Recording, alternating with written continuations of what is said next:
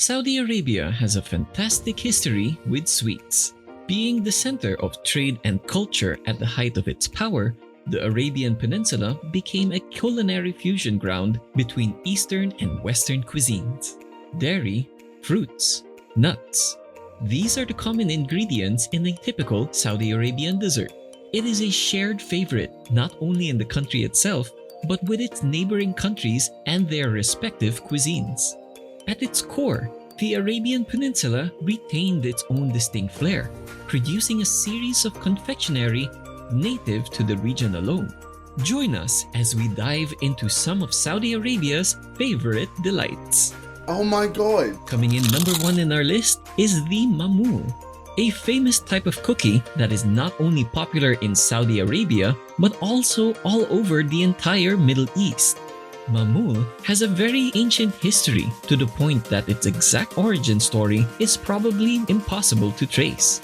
It's believed that mamul may have originated in Egypt, where there were references of it in wall paintings dating back to the time of the pharaohs. In Egypt, mamul is called kak, and kak could be its baked ancestor. With the passing of time, mamul became a part of every special occasion in the Middle East. For the Christians, mamul is eaten in the Eastern holidays. For the Jewish community, mamul symbolizes Queen Esther's story of hiding her true identity as seen in the delicious filling hiding in the baked dough. For the Saudi Arabians, mamul are made a few days before one of the most important occasions, Eid al-Fitr, served with a cup of hot Arabic coffee. Until today, it is unknown how mamul came to be a favorite dessert in varying religious holidays. What is known, however, is that mamul is a delicious pastry to be eaten for special celebrations. Mamul is made from semolina flour baked into a delicious butter cookie. It is filled with an assortment of typical Arabian goodies such as dates, pistachios, or walnuts. It is then shaped into balls or flattened cookies to be served at the end of Ramadan. After all, it's just perfect to conclude your fasting with a platter of baked mamul paired with classic Arabica coffee. It was perfect. Would you like a cheesecake with a mildly crunchy crust and a creamy interior? Well, what we're going to show you next is not exactly a cheesecake, but it works on the same principle. Coming second in our list is the Knafeh, also known as kunafa, a classic Arabian dessert that can fulfill your hearty creamy cravings. There are many stories surrounding the birth of Knafeh, but it's common belief that this creamy dessert was concocted to satisfy the hunger of the caliphs during the holy month of Ramadan. Claims were offered stating that such occurrence may have happened in the Fatimid Egypt or at the Umayyad Caliphate. Early incarnations of Knafeh were referenced in one of the classic collections of stories in world literature, The 1001 Nights. Knafeh is composed of 2 layers with differing textures. First is the base, buttered Qatayef or Knafeh dough, which is then layered with cream cheese, flavored with orange zest and cinnamon. Then, it is topped with another layer of sugar-based syrup called the attar, made from an infusion of lemon juice and orange blossom water.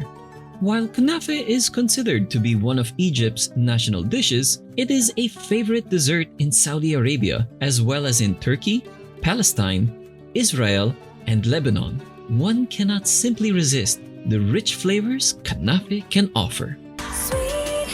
Puddings are quite common in Saudi Arabia because of the abundant consumption of milk. It's just hard to avoid puddings, isn't it? Coming in number 3 in our list is the Muhallebi, a favorite Middle Eastern pudding that has a big fan base in Saudi Arabia. According to common tales, Muhallebi came into Arab cuisine sometime in the later parts of the 7th century. A cook from the Sassanid Persia served a dessert for an Arab general named Al-Muhallab ibn Abi Sufra. The general loved this pudding so much that he named it after himself.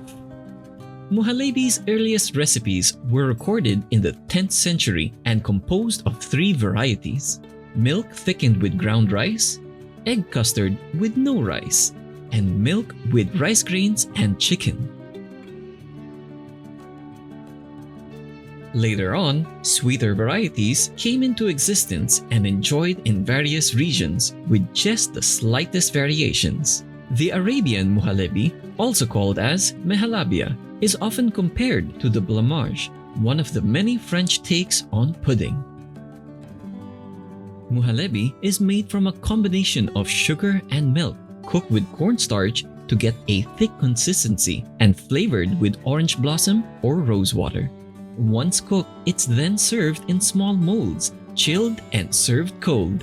To give it a textural diversity, it is then topped with almonds, pistachio, cinnamon, or shredded coconut to cut through the richness of the pudding. It's no wonder a war commander liked this dish so much in the middle of the Arabian desert heat.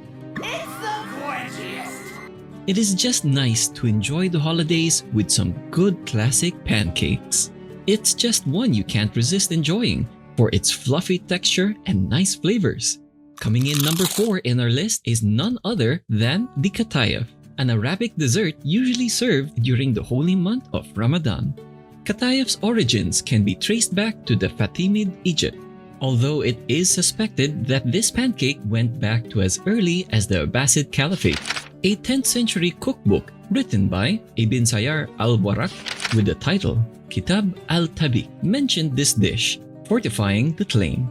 Meanwhile, Arab cookbooks published during the medieval era stated that the Qatayef was also prepared and cooked on the streets of Egypt and the Levant, which showcased the ancient nature of this beloved pancake dessert. Long before time had a name. Usually eaten during a Ramadan feast, Qatayef carries much of a typical Arabian dessert, sweet, enhanced by cheese, and filled or topped with various nuts and dried fruits.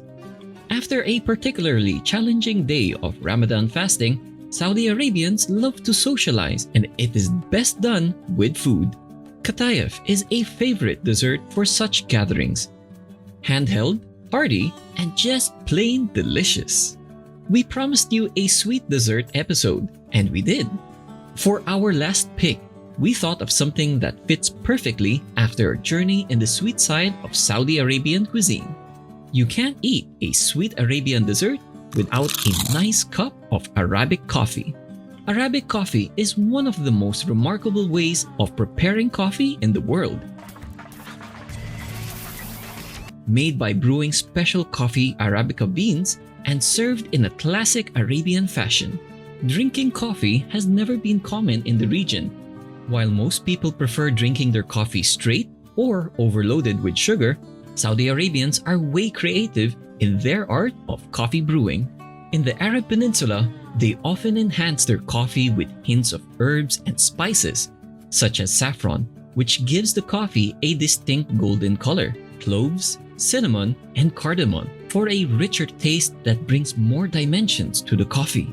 Aside from these creative concoctions, Arabic coffee is always served in a dala, an Arabian coffee pot set used for the traditional serving of coffee called kahwa, a multi-ritual process, and a spicy bitter coffee served during Eid al-Fitr known as kaliji. The world has taken coffee culture into a wild sensation, but the Saudi Arabians' way remains a sacred and traditional way of sipping this warm beverage and the perfect way to pair with our classic Arabian desserts in our list.